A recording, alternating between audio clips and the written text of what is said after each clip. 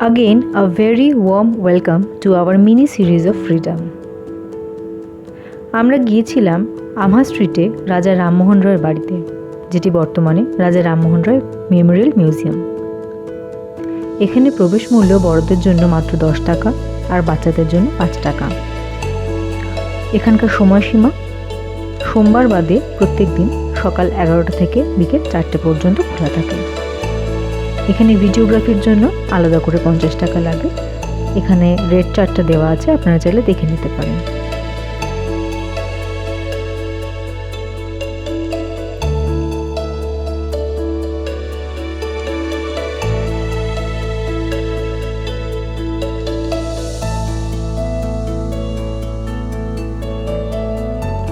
সতীদাহ প্রথা তৎকালীন সময়ের অমানবিক এই প্রথার বিরুদ্ধে রুখে দাঁড়িয়ে নারী জাতিকে যিনি নবজীবন দান করেছিলেন তিনি রাজা রামমোহন রায়।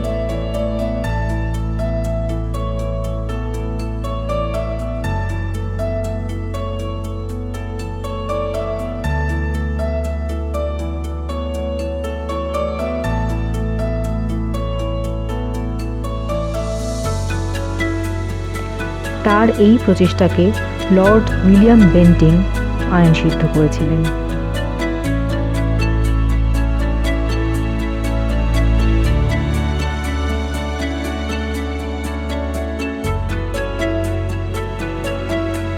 মিউজিয়ামের বেশ কিছু অংশ নতুনভাবে আবার তৈরি করা হয়েছে।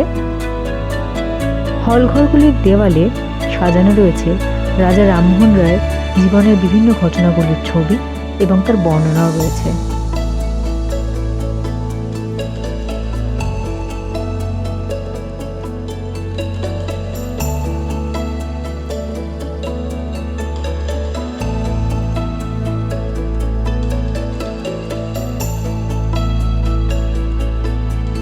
মিউজিয়ামে ওনার ব্যবহৃত পোশাকের রেপ্লিকা ও ওনাদের বসার ঘরের আদলের সবকিছু খুব সুন্দর করে সাজানো রয়েছে।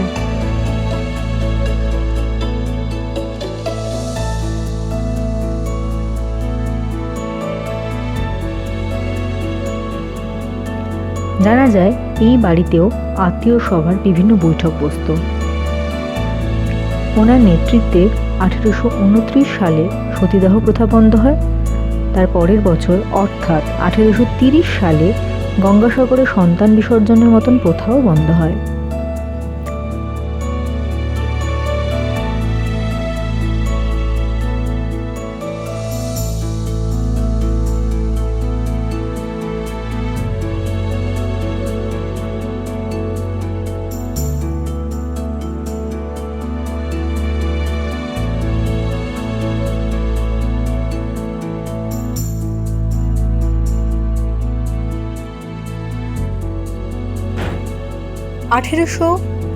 সালে 21শে সেপ্টেম্বর মাত্র 61 বছর বয়সে এই মহাপ্রাণ দেহত্যাগ করেন ইউনাইটেড কিংডমে।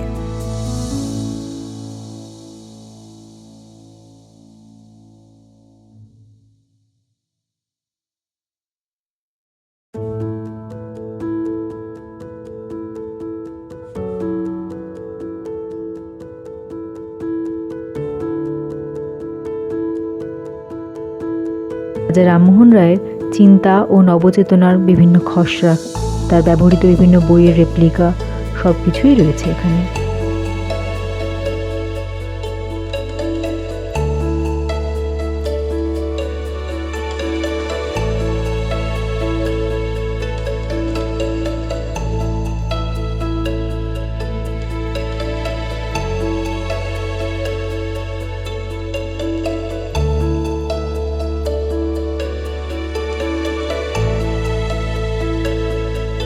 কলকাতার দর্শনীয় স্থানগুলির মধ্যে অন্যতম স্থান হলো এই জায়গাটি।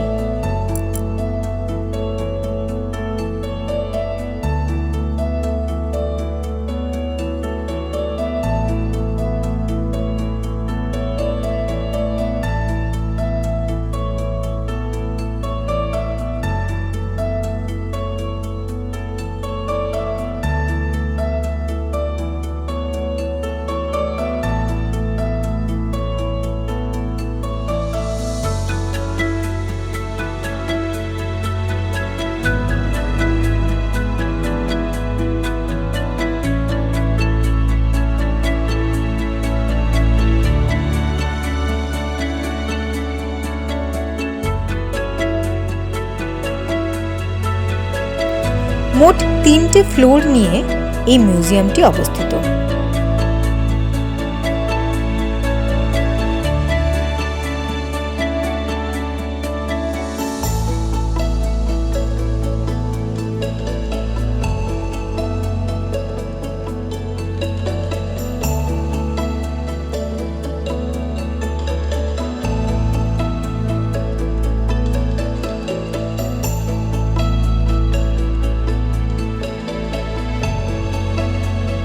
ছোটবেলায় রবীন্দ্রনাথকে প্রশ্ন করলে ওনার জীবনের হিরোকে উনি স্কুলের খাতায় রাজা রামমোহন রায়ের নামই লিখে আসেন।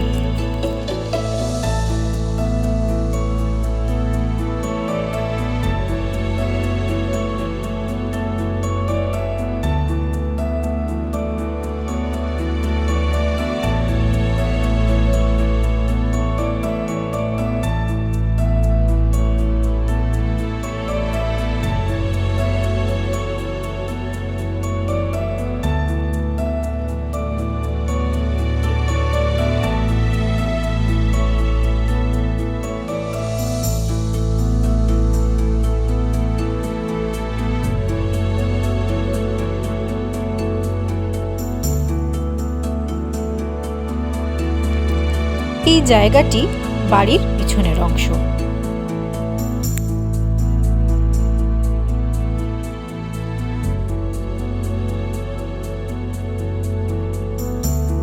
স্বাধীনতা শব্দটিকে যারা নতুনভাবে চিনতে শেখায় তাদের উদ্দেশ্যেই আমাদের এই ছোট্ট নিবেদনটি রইল।